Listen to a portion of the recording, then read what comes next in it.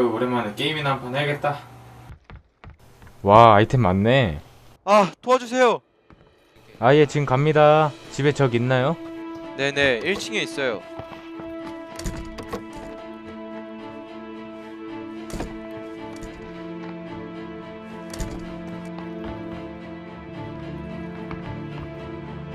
아, 저기요. 없는데요? 아, 2층에 있어요. 잡아주시면 아이템 좋은 거 많이 드릴게요. 아, 안 주셔도 되는데. 일단 잡아드릴게요.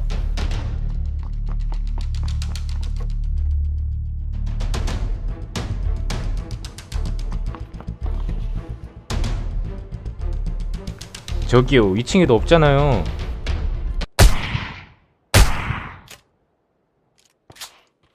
이걸 속네.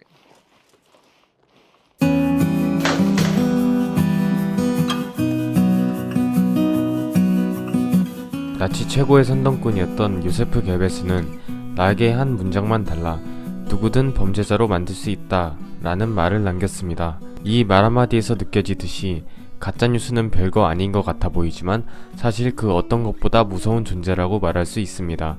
그럼 이 무시무시한 가짜뉴스를 없애려면 어떻게 해야 할까요? 바로 우리 자신이 가짜뉴스에 속지 않으면 됩니다. 사실 가짜뉴스를 피하는 방법은 그리 어렵지 않습니다. 기사의 출처 알아보기, 해당 기사를 작성한 언론의 공신력 알아보기, 이 뉴스로 인한 최대 수혜자가 누군지 생각해보기 등으로 가짜 뉴스에서 시야를 조금 멀리 보게 되면 대부분의 가짜 뉴스는 거를 수 있습니다. 하지만 우리는 시야를 멀리 보지 않고 항상 자극적이고 달콤한 가짜 뉴스에 홀려서 팩트 체킹 없이 이성을 잃고 감정적으로 달려들곤 합니다. 이 때문에 가짜뉴스는 대중에게 미치는 파급 효과가 매우 뛰어나서 점점 더 많아지는 것이고, 때문에 가짜뉴스를 그저 손가락질만 하는 것보다 우리가 먼저 책임감을 가지고 팩트 체킹을 통해 가짜뉴스를 거르는 능력이 필요한 것입니다. 팩트 체킹을 통해 가짜뉴스를 거를 수 있는 건강한 시민이 될 것인지, 계속 가짜뉴스에 휘둘리며 우물안 개구리처럼 살 건지 정하는 것은 우리의 몫입니다. 아, 짜증나. 뉴스나 봐야겠다. 어? 이런 씨.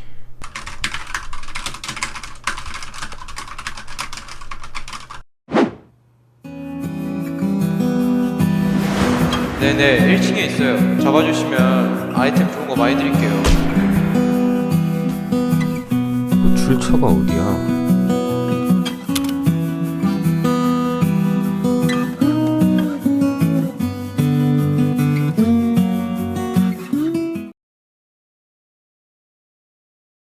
작은 기사 한 줄에 수십조 원이 생겼다 사라지기도 합니다. 그것이 바로 재계, 금융권에 존재하는 가짜뉴스입니다. 흔히들 찌라시라고 하는 정보들이 시장을 교란시키곤 합니다. 특히 주식시장에서는 주가를 단기간에 상승시키거나 하락시키기 위한 가짜뉴스가 더욱 기승을 부립니다. 다양한 SNS 활용 문화는 누구나 쉽게 기사를 쓰며 사진을 게시하고 방송을 통해 영상을 송출할 수 있는 시대를 열어주었기에 가짜뉴스는 그야말로 날개를 달았습니다. 그래서 저는 나름의 팩트 체킹을 합니다. 얼씬가는 뉴스 또는 정보라고 생각되면 이렇게 체크합니다. 가짜 정보라고 생각되는 문구를 다수의 포털 사이트 검색창에 붙여넣어 그대로 검색합니다. 검색 옵션을 다양하게 해서 검색합니다. 가짜뉴스는 문장에 사용된 단어 몇 개조차 아예 검색이 안 되거나 처음 들어보는 매체 한두 군데에서만 검색이 됩니다.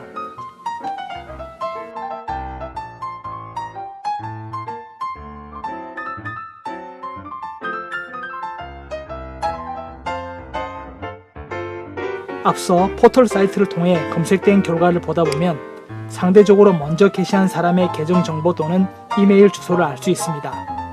특히 이메일 주소를 통해서 이전에 어떠한 글을 올렸으며 어떠한 성향을 가진 사람인지 진정성이 있는 정보인지 어느 정도 파악해 볼 수 있습니다. 해외 특정 기업이랑 MOU를 체결했다거나 거래를 했다고 한 줄 정보가 떴다면 그 내용을 번역기로 해당 국가 언어로 바꾸어 해외 검색 엔진에서 찾아봅니다. 가짜 뉴스가 아니라면 해외 언론에도 대부분 동시 게재되어 있습니다.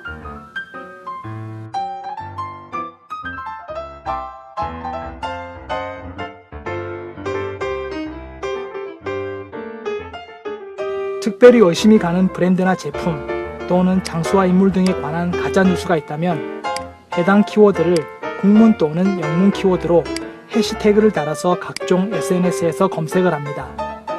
한 줄의 뉴스 기사는 나를 속일 수 있어도 75억 지구인의 실시간 글과 사진은 나를 속일 수 없습니다.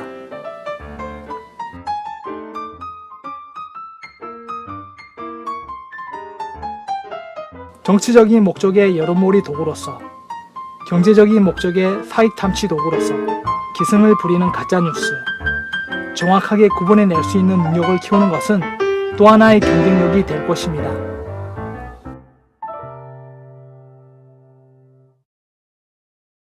당신이 믿고 있던 이야기가 알고 보니 가짜였다면? 팩트체크를 통해 길을 찾아가는 팩트파인더 지금 시작합니다. 네, 안녕하세요. 반갑습니다. 저는 평범한 대학생 윤영우입니다. 네, 안녕하세요. 저는 김채현 기자입니다. 영우 씨는 요새 가짜뉴스 때문에 골머리를 앓는다고 하셨는데 지난 7월쯤에 저희 할아버지로부터 동영상 링크가 하나 제목이 너무 자극적인 거예요. 네, 맞습니다. 아주 기특한 대학생이네요. 아이들. 네, 이렇게 두 분의 이야기까지 잘 들어보았는데요. 청취자 여러분도 미디어 리터러시를 길러 현명한 소용제의 길을 찾아가도록 바라며 이만 팩트파인더는 막을 내리도록 하겠습니다.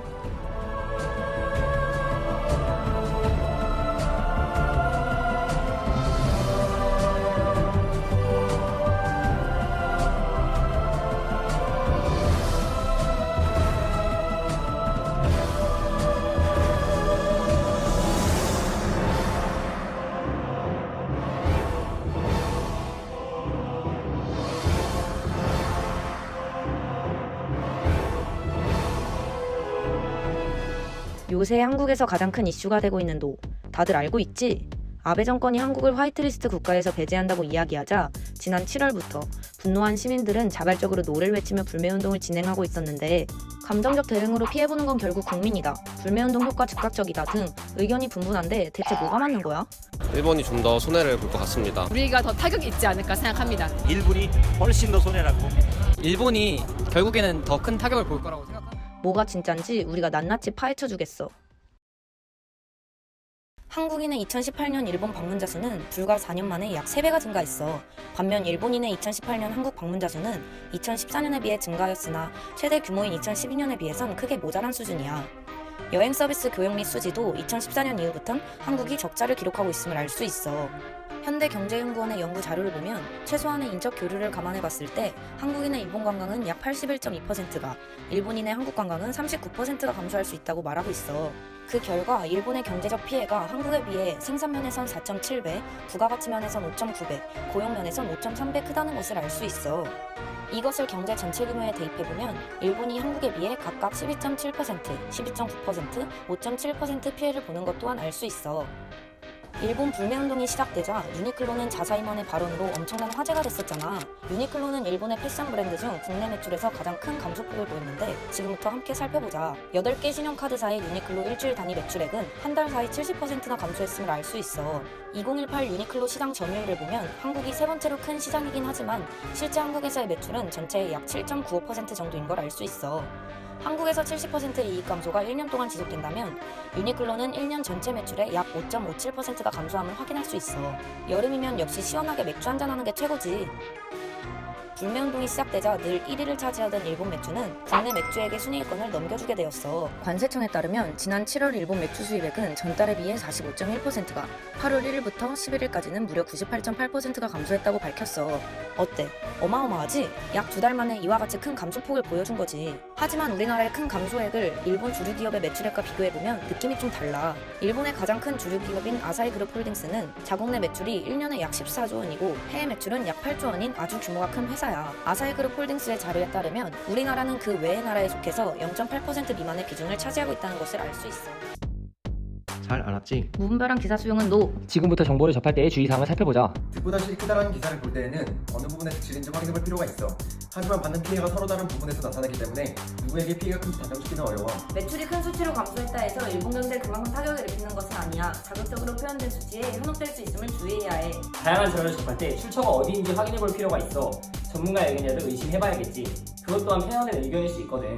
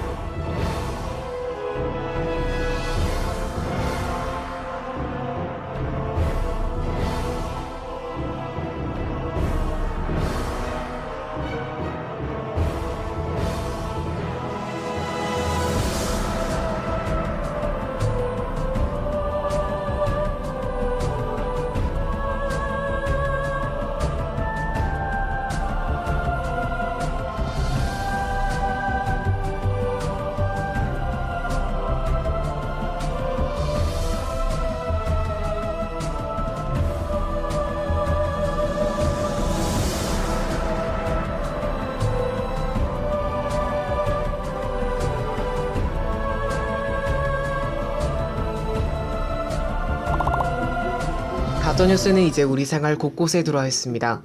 저는 이번에 이러한 가짜뉴스가 청소년들에게 어떠한 영향을 끼치는지 조사 분석해보았습니다. 먼저 청소년 300명을 대상으로 3일간 설문조사를 실시하였는데요. 조사자의 65%가 주로 페이스북을 통해 뉴스를 접한다고 말했습니다.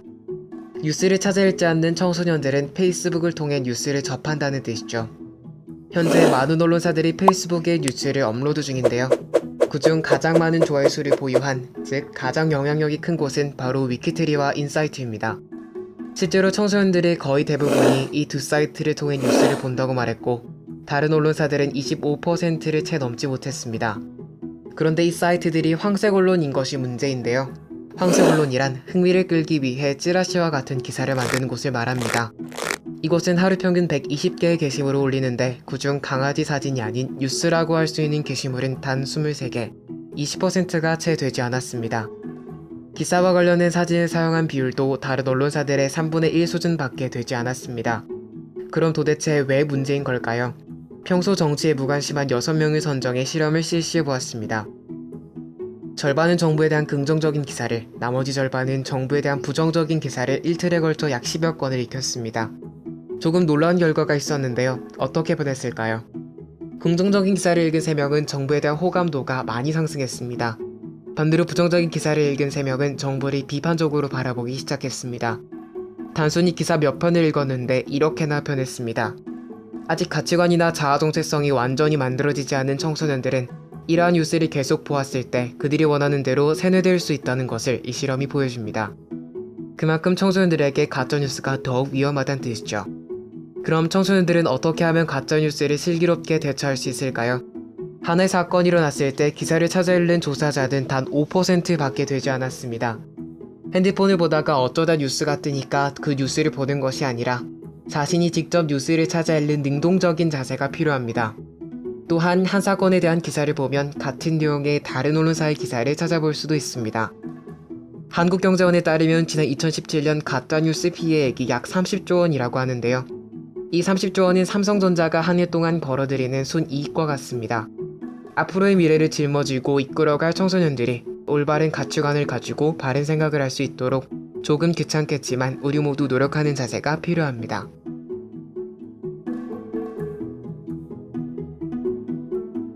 그래프의 뿌리를 바로 세우자. 그루트. 안녕, 나는 그루트야. 만나서 반가워. 오늘은 나의 성장 스토리를 들려줄게.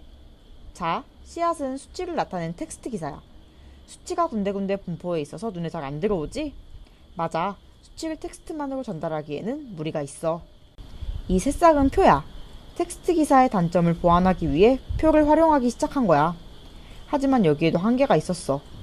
사실상 숫자를 나열해 놓은 것에 불과해 내용을 직관적으로 전하기는 힘들었지. 사람들은 한눈에 정보를 전달할 수 있는 그래프를 만들기 시작했어. 특히 데이터 저널리즘이 대두되며 그래프를 더욱 많이 활용하게 됐지. 나는 데이터 저널리즘과 함께 성장했어. 먼저 그래프가 뭔지부터 이야기해볼까? 그래프는 복잡한 숫자들을 한눈에 파악하기 좋게 시각화해 놓은 거야. 훨씬 보기 쉬워졌지? 그래프는 정보를 직관적으로 명확하게 전달하거든. 지금부터 내가 잘못된 그래프를 보여줄게. 한 방송사에서 그린 원형 그래프야. 반대가 12.6%인데 차지하는 비율이 저렇게 크다고? 원래는 이런 그래프를 그렸어야 해. 이건 고용노동부에서 업로드한 꺾은선 그래프야. 수치는 똑같이 2.6인데 왜 Y축의 위치는 모두 다를까? 2.5도 2.2도 마찬가지네. 한 신문사에서 기사에 첨부한 막대 그래프야. 뭐가 잘못됐는지 찾아볼래? 맞아. 13.57이 9.4보다 작게. 그래도 그냥 부수적인 자료인 거잖아. 그래프만 본 사람들은 왜곡된 관점으로 사회 현상을 바라보게 된다고. 왜곡된 그래프를 내보내는 건 허위 정보를 퍼뜨리는 것과 다를 바 없어. 걱정 마. 내가 왜곡된 그래프를 찾는 방법을 알려줄 테니까. 먼저 축을 살펴봐야 해. 축에 눈금이 표시돼 있는지, 간격은 일정한지, Y축과 X축 모두 확인하는 거 잊지 마. 비율을 나타내는 그래프는 합이 100인지 확인하는 것도 중요해. 수용자, 제작자, 국가 모두 노력한다면 그래프의 뿌리가 바로 설 수 있을 거야. 아, 저기 또 왜곡된 그래프가 있잖아. 자, 나랑 같이 그래프를 지키러 가자.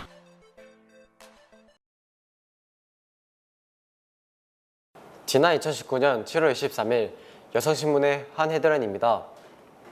이 기사에서 권인숙 한국여성정책연구원장은 성폭력 무고죄를 통해 성폭력 피해자에 대한 불신과 비난을 부추기고 피해자가 수사 대상이 되게 하여 가해자의 방어수단으로 활용되고 있는 현실이 계속되어 왔다고 말하고 있습니다.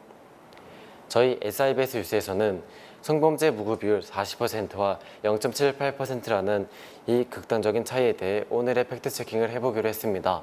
취재를 한 오서원 기자 나와 있습니다. 네, 오서원입니다. 첫 번째 체크입니다. 김정혜 한국여성정책위원회 부의원이 발표한 검찰 통계 자료에 따르면 전체 성범죄 발생 건수 71,740건 대비 무고기소 556건 비율은 0.78%가 맞습니다. 네. 그러나 실제로 성폭력 관련 범죄 무고죄로 신고된 사건은 총 1,190건이었는데요. 이 중 556명이 기소되었으므로 거의 50%에 가까운 사람들이 검찰에 기소되었다고 할 수 있습니다. 아, 그럼 이 기사만 보면 성범죄를 저지른 사람 중에는 무고한 사람이 거의 없다고 볼 수 있겠군요. 그렇죠. 자료 자체는 팩트가 맞지만 여성신문에서 의도하는 바가 잘 드러날 수 있도록 통계 자료를 입맛에 맞게 정리했다고 할 수 있습니다. 그럼 두 번째 팩트체크로 넘어가 보겠습니다. 무고 고소건이 1,190건이면 많다고 그러시지 않나요? 1,190건이라고 하면 많아 보이지만 이 통계는 2016년부터 2017년 2년간의 통계이기 때문에 하루에 1.6건 정도밖에 되지 않습니다. 또한 전체 성폭력 범죄 발생 건수 71,740건과 비교해보면 1.6%밖에 되지 않습니다. 그렇네요. 단순히 수치만 봤을 때는 무고 고소가 많아 보이지만 남발이라는 단어를 사용하기에는 무리가 있어 보입니다. 지금까지 여성신문의 성범죄 중 무고 40%라고 실제로는 0.78% 가해자 역고소 남발이 문제라는 기사를 가지고 팩트체크를 진행해보았습니다. 0.78%라는 수치 자체는 팩트였지만 통계 자료를 자신들에게 유용한 방향으로 정리한 것이었고 실제로 무고고소 중 기소되는 경우는 46%였습니다. 이 기사에서 찾을 수 있었던 문제는 다음과 같습니다. 첫째, 제목에 광범위한 용어를 사용하여 혼란을 유발한 점. 둘째, 통계 자료를 자신들에게 유용한 방향으로 의도적으로 정리한 것. 셋째, 여성 위주의 편향적인 방향으로 기사를 집필한 것입니다. 우리는 잘못된 정보를 제공하는 것을 흔히 가짜뉴스라고 부릅니다. 그러나 올바른 통계 자료를 자신들의 입맛에 맞게 정리하여 기사를 내보내는 것 역시 가짜뉴스라고 생각해 보아야 하지 않을까요? 이상 SIBS 뉴스 김성주였습니다.